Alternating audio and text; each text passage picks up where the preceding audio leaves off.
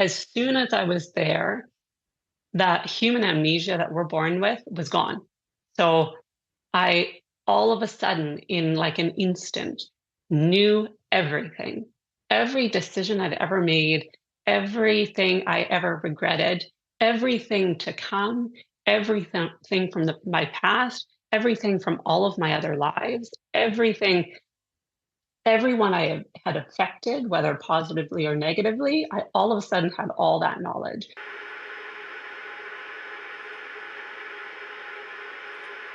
And I was acutely aware that I was there to make a decision. I wasn't there to take a break or not be in my body because it was very painful what was happening.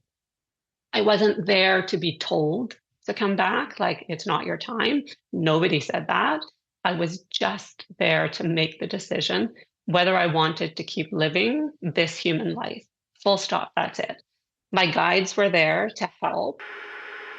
They didn't give their opinion, but they were there just to support me and to help me see and understand everything that was going to happen and everything that would happen if I died and everything that would happen if I lived.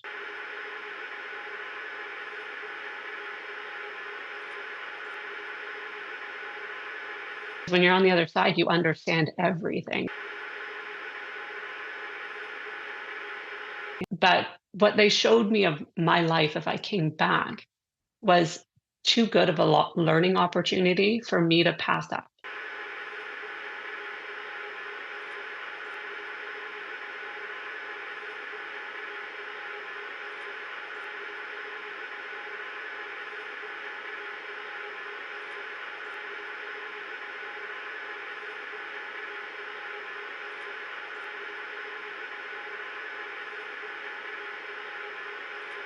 When you're on the other side, you understand everything.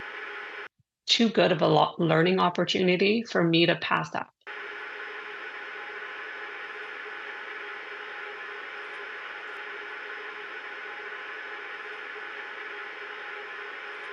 When you're on the other side, you understand everything. Too good of a learning opportunity for me to pass up.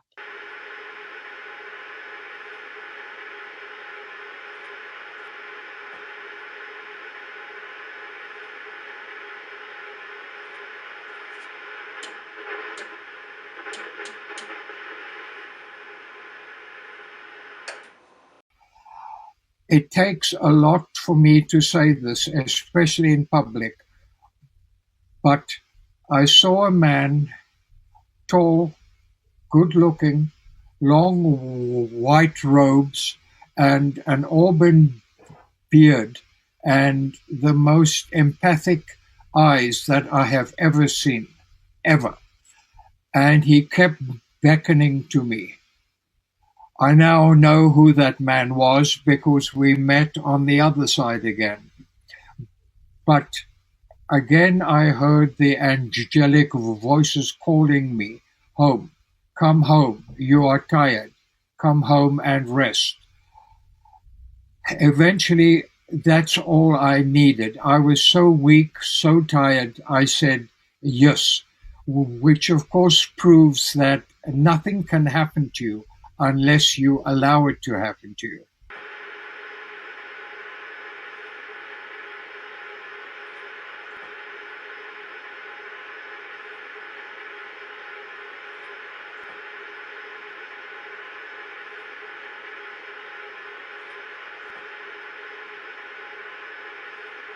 In an instant, bang, there's three beings there.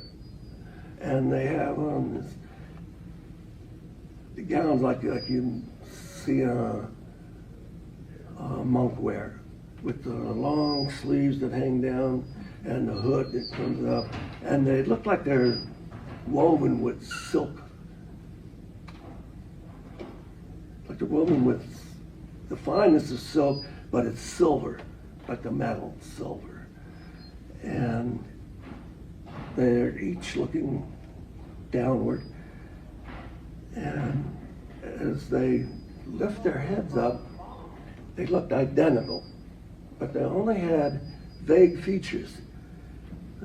Best described, if you've ever seen the special effects they do in Hollywood, where they take the sheet of vinyl and they stretch it against their faces, and you only see the outlines of their eyes and their nose and their mouth. And each one was identical. And no hands sticking out of the robes and no feet. And I thought, well, this is cool. Okay, I wonder who these people are. I'm just floating along and taking it all in. And when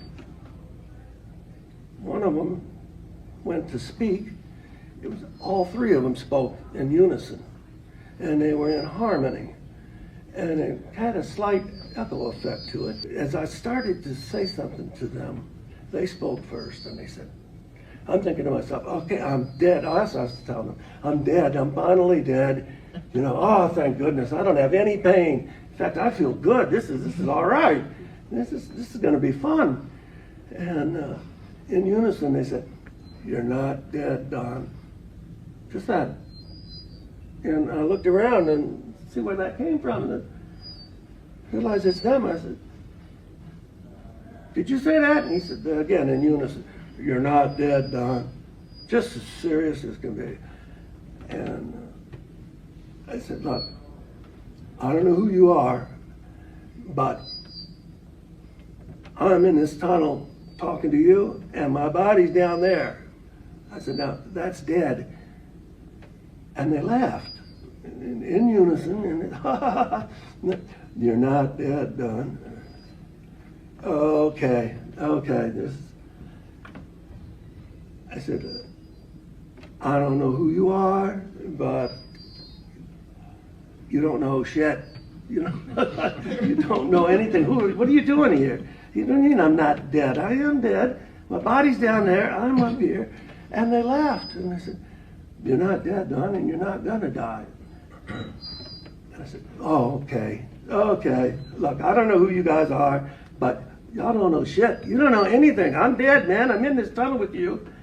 I said, now, call your boss. I said, get your boss up here, because you don't know anything. And again, they laughed. And the more they would laugh, the angrier I would get. And the angrier I would get, the more they would laugh.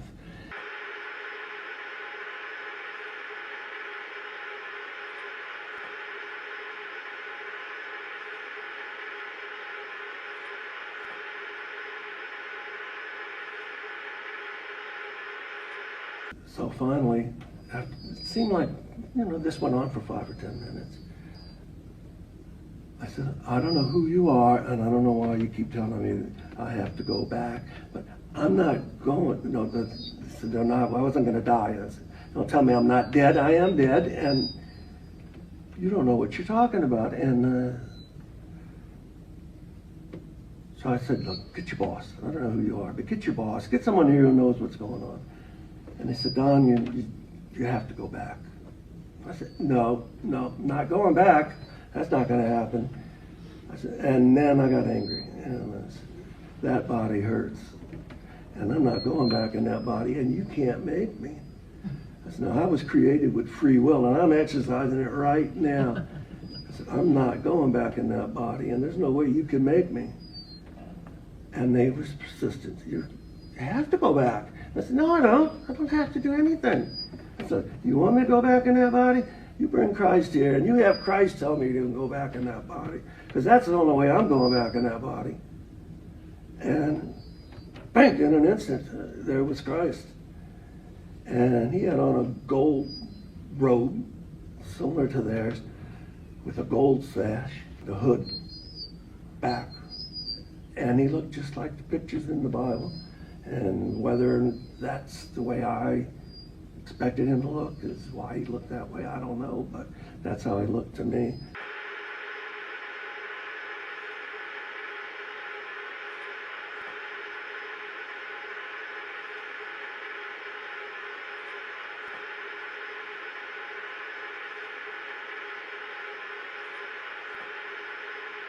The next memory I have, the next conscious memory I have, is standing at a doorway in space, deep space. There are stars around, The doorway is maybe 15 feet tall, and there are 6 beings of light standing in the doorway facing me. It looks somewhat like they're wearing robes. There's a silhouette. The silhouette of them is bright white light, and then it radiates out into a neon blue, but not the harsh light of neon. It was a very peaceful, incredibly wise, loving, deep blue.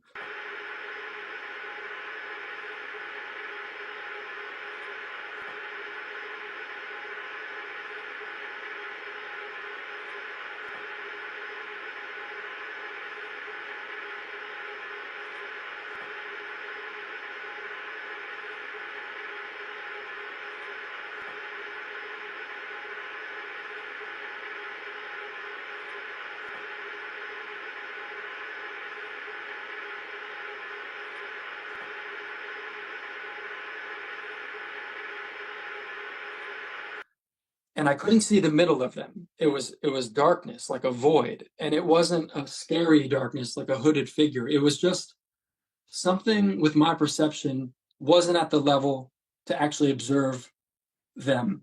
I could only see what was emanating off of them, and what was emanating off of them was incredibly peaceful. And they clearly had a commanding presence, and I felt very honored to be in front of them.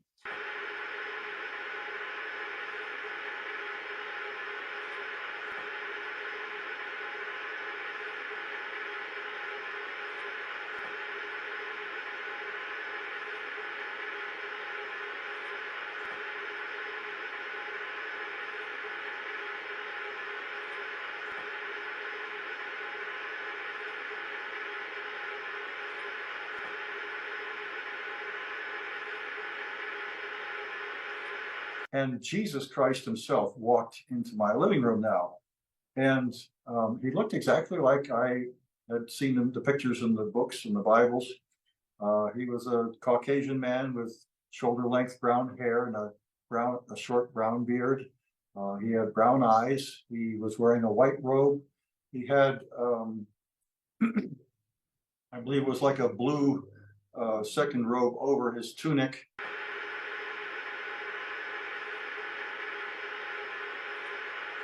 And as I started to come about with this energy, this warmth, it overtook me, and I realized it was coming from behind me, this light, this warmth. And so I turned around to see this old guy, and he was all dressed in white. He had white pants and a white shirt and like a white robe with kind of a stole or kind of a robe looking thing on his shoulders. He had very, very pink skin. His skin was so pink, it glistened, like literally light was coming out of it. He almost had kind of a Santa Claus type look, long white beard, long white hair. And as I saw him, my first instinct was that he must be God. And as soon as I even thought that, he started to chuckle, and he just like shook his head, and he's like, "No, son, I'm not God." And I was raised Christian. And so my next assumption is that he must be Christ. He must be Jesus Christ. So I thought that. As soon as I thought that, he shook his head and smiled again, said, "No, son, I'm not Jesus Christ." He says, "I'm here to be your guide."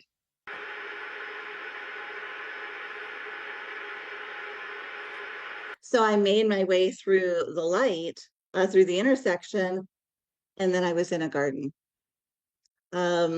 And it was just like that. And I'm walking around in this beautiful, beautiful garden, with different pathways and just the most amazing, amazing plants that were there, flowers and trees. And there's this meadow and a lake and these Romanesque big Greek gazebos.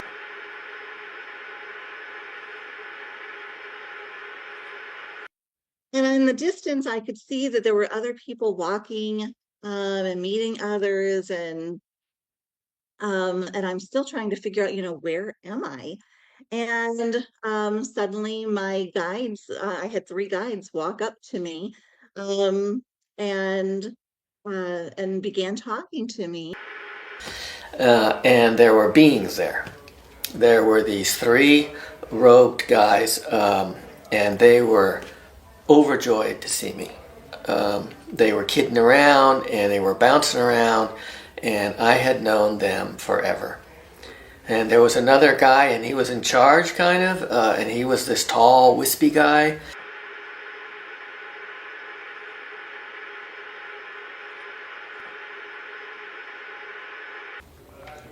And the 3 guys kept asking me questions. They kept saying, "How was it?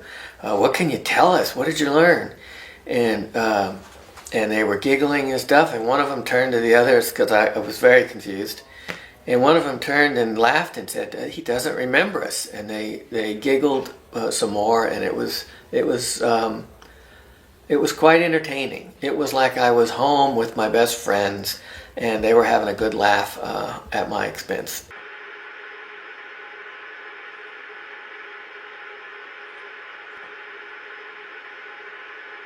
I was suspended in this huge coliseum. I mean, it was absolutely massive. And I was suspended in the air, and either side of me was these huge columns.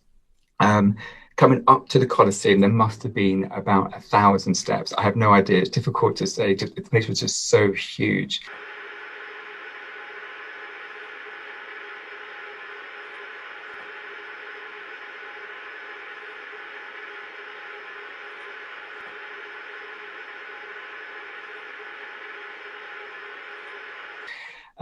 Behind me was a presence the whole time. I had 360-degree perception, and I had this dominant presence behind me. And if I hadn't had this 360-degree perception, I would have assumed that my back was against one of these columns, because that's just how dominant it was up there.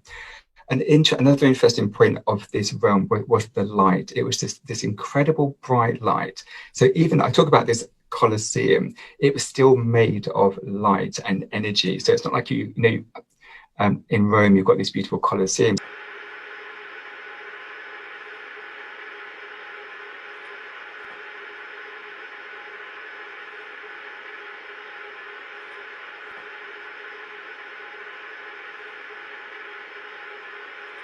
So it's like that in terms of the shape. It's made of light as opposed to marble.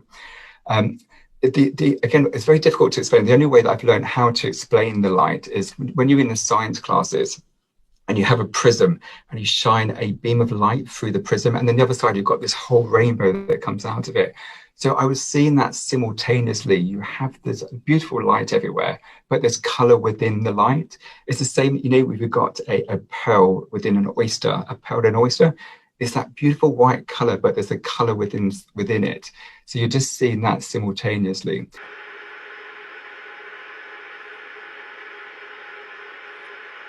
So this was the energy around me, this beautiful white light. And then in front of me, there were 4 beams of energy, and I knew instantly who they were.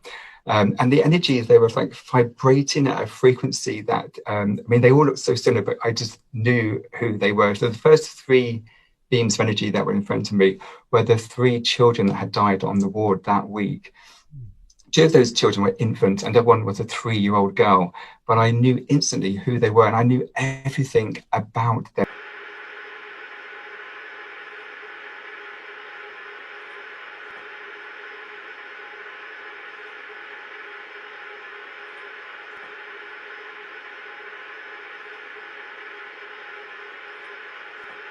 But I knew instantly who they were, and I knew everything about them. Nothing to do with their earthly life, just everything about them and their spiritual journey at that time. The communication there is beyond telepathy. It is just, you get this information, this knowing straight away. It's just this connectedness that is just amazing. And it just makes so much sense when you're there, that everything is just connected by this energy, this light. So that was the 3 beams of light initially that I saw. Then there was the 4th beam, and I'm talking about this as in it was a chronological order, but everything just happened simultaneously. You just get it all in this one go, but I'm just trying to narrate it in a way that's understandable.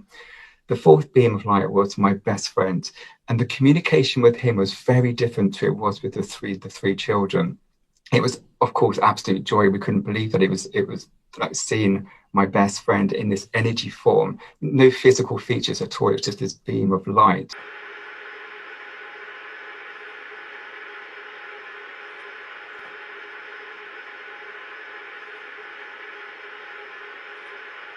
And as we went around the curve in the river and went a little further, there was a huge opening. And in the center of this opening was an enormous building that looked very much like, if you think of Greek or Roman temples.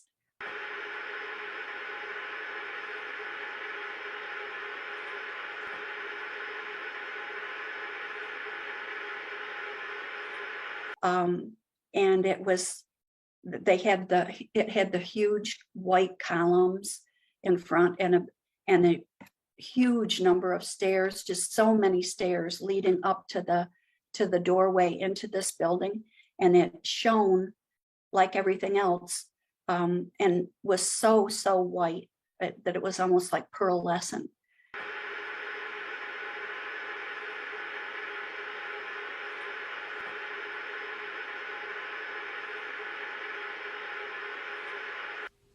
I opened up my eyes and I was in the most beautiful marble building, beautiful white marble that I had ever seen in my life. I was looking inside and there was a woman who was sitting there. She was wearing a purple gown. For some reason, everybody over there that I saw seemed to be wearing some kind of a tunic or a robe or a gown. And my guide said that's because that's the most comfortable. But I saw people wearing jeans and t-shirts, so you can really wear whatever you want.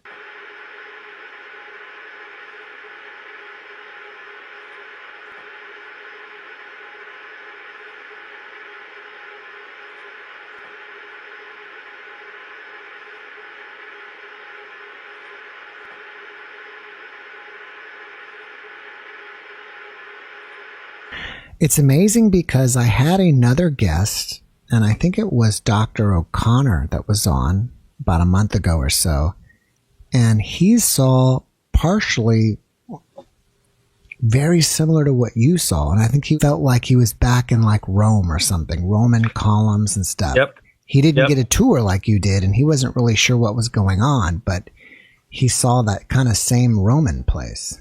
Yeah, the buildings are absolutely beautiful. Mm-hmm. And that's where the early Romans and the Greeks got the idea, is all the information, everything that we get comes from the other side first. So they were just building what they remember. Mm. That's how it was explained to me. Mm.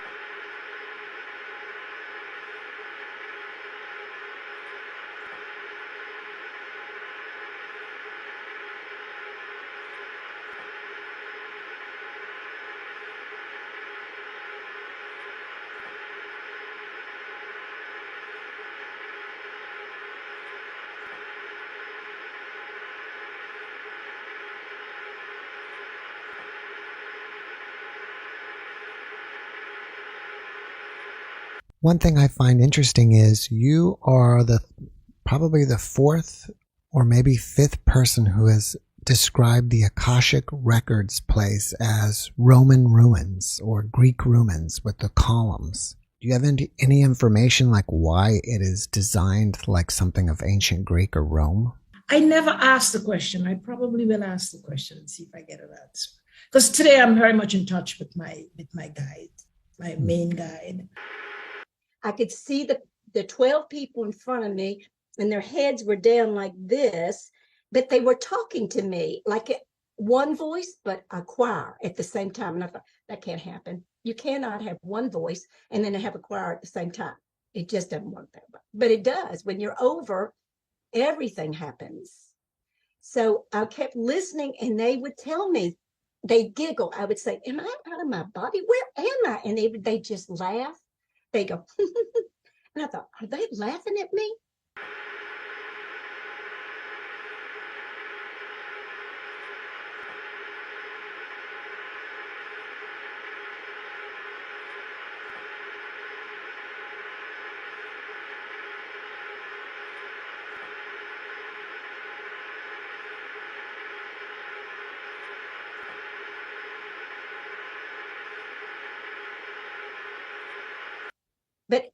they never saw their faces. It was like a hood over them.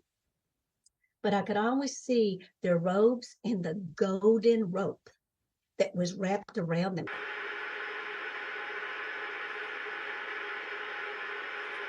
So the Palladians are just a really amazing type of alien that have been here for many, many, many years. And I think for me, I just felt very connected to them. And so while I was staring at them, I remembered zeroing in and just looking very intently at their clothes. So for me, the way I describe it is they almost kind of look like monk robes, you know, those really nice monk robes, but they're very thin and they have these glistening threads of gold through them. And I couldn't make their faces out, but I could see that the shapes of their expressions were inviting, calm, loving. And anytime I would say something or I would think something telepathically, they would always turn their head and, respond to me in this way or telepathically say that everything is fine, you're okay. And after that, I had kind of argued a little bit with, I guess it was my guide on the right-hand side. I did not see Jesus. Like I said, I didn't see any angels, but the person on the side of me, which was a being, who definitely did not have a shape, was more intent. His expressions, it wasn't a male or a female, but they had beautiful eyes, or almost like kind of greenish line, but they were like a beautiful color.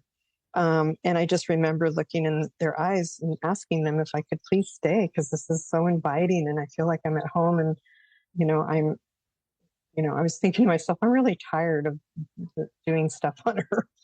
And they just said, we're not allowing you to stay. We're asking you to go home. And as soon as we started telepathically talking about my family and what I've done here on Earth, in seconds,